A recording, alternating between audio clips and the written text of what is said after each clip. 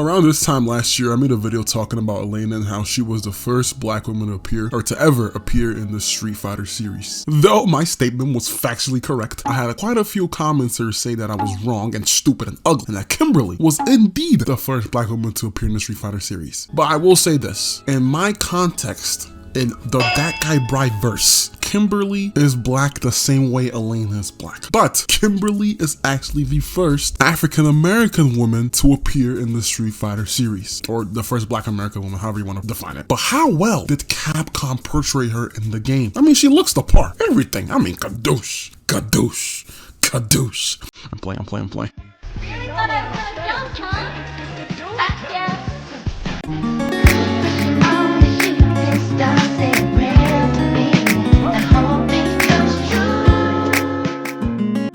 During the development of Street Fighter 6, character designer Konami Fujioka understood that this new Street Fighter was going to represent a new generation for Street Fighter fans. For the first time, you could create your own avatar. The introduction of World Tour, a more open world centric storyline, definitely meant a fresh age for Capcom's gem. And with Street Fighter 6 attempting to be a proper representation of today's culture, the SF6 team knew they needed a set of characters that would be the face of this new generation. I know they did this with Street Fighter Third Strike, but bear with me. Luke was officially named the main character for the Street Fighter 6 series, but the dev team needed an heir to the throne to serve as the Chun Li of this generation, a baddie ninja that was real strong. After consulting with many black employees and consultants, they designed Kimberly, an African-American woman that specializes in ninjutsu, or a specific version of ninjutsu. I'll get into it in a bit. Kimberly was anything but average growing up. She was a super smart student, able to complete mathematical equations in the blink of an eye. She graduated both high school and college early, and instead of getting a regular job after college like the rest of us, she ends up becoming a ninja. Damn, yo, the job market is so cooked. Even in Street Fighter, this is the world we live in right now. An academic prodigy can't find a job, so now she becomes a ninja.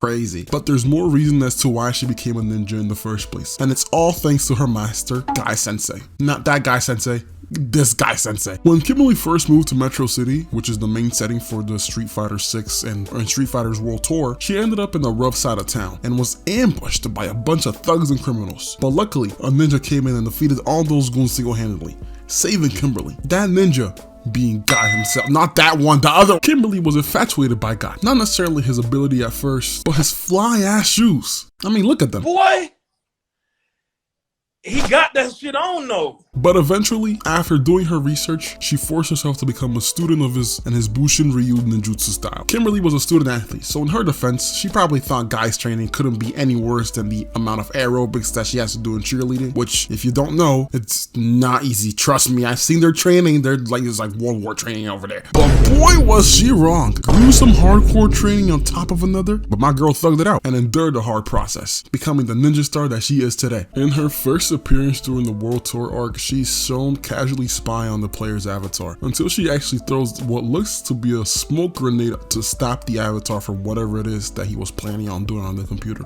She confronts him and basically tells him not to get in her way of what she's doing and that they should be okay and that they probably won't fight after this. Listen. How you gonna tell me not to get in your way when I vividly remember you throwing a smoke grenade at my direction and, mind you, starting a fight against me? She also shows him a little bit of her ninjutsu style during her story as well. The reason why she was spying on the avatar in that CERN building was because she was in an investigation. Her uncle, who she was living with at this time, was murdered. He was an employee of the Masters Foundation and got himself into an incident in Naishao and unfortunately was shot, passing away. Nigga, is her uncle fucking Morgan Freeman? The resemblance is uncanny. But Kimberly felt like there was more that meets the eye with her uncle's unfortunate death. So she sets her sight to fully find the truth. In the beginning of her arcade mode storyline, there was a viral internet formula that was going around online. You know, like you ever see those like equations that go around on Twitter and people solve it incorrectly? Something like that. And with her being the smarty pants she is, she completed it. After completing it, she got a DM from a dude named Shaboing. Oh, sorry. Xiaobing. Talking about something. Yeah, you can definitely help crack this code. Whoa, hey.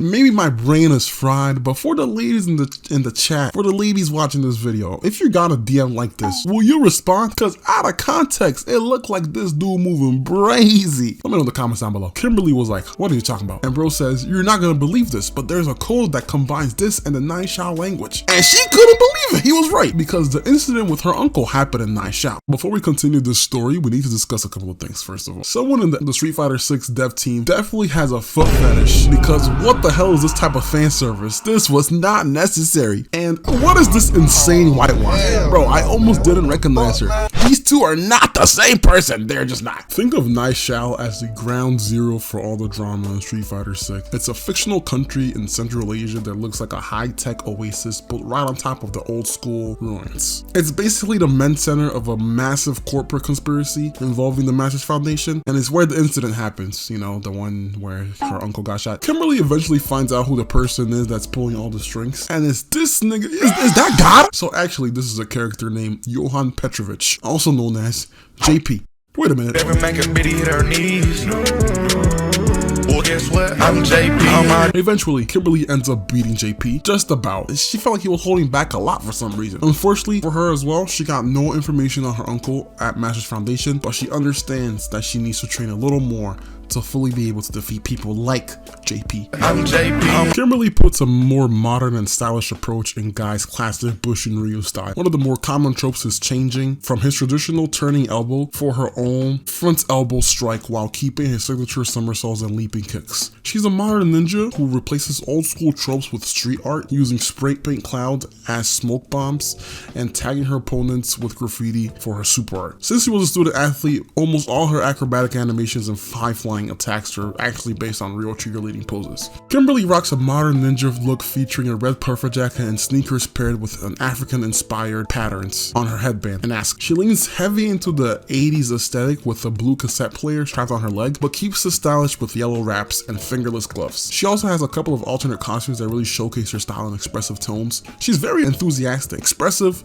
and just overall a fun character. She definitely gives off main character energy. She's a big fan of the 80s aesthetic and DJ's music. Heck, they even interact with each other in its arcade mode. Kimberly also has a comic book focus on her. The comic is about a villain named Boger who was in the original Final Fight games, and he's trying to do some things with the city that Kimberly doesn't really like. 200 likes, I will read this comic and make a video about it. 200 likes. Can we do it, guys? Can we do it? I generally do think Kimberly's design is a lot better than Elena's when it comes to comparing the both. She looks black, you know? Nah, I never knew that. I never knew that. This may sound a little weird, like a little weird complaint, but I feel like a lot of female characters in gaming that are black, especially when they're made by Japanese, like the Japanese media companies, are just a reskin of a white character, or it looks like a basic character with just a blacker skin tone. That's why I tend to whitewash them a lot, because it's easy. But Kimberly has features, Afrocentric features that make her look black, you know? Her face structure, her lips, her hair, they really did their homework with her. And I'm glad she's an honorary heir to Chun Li's throne. Hopefully she has more of a story whenever Street Fighter 7 or whatever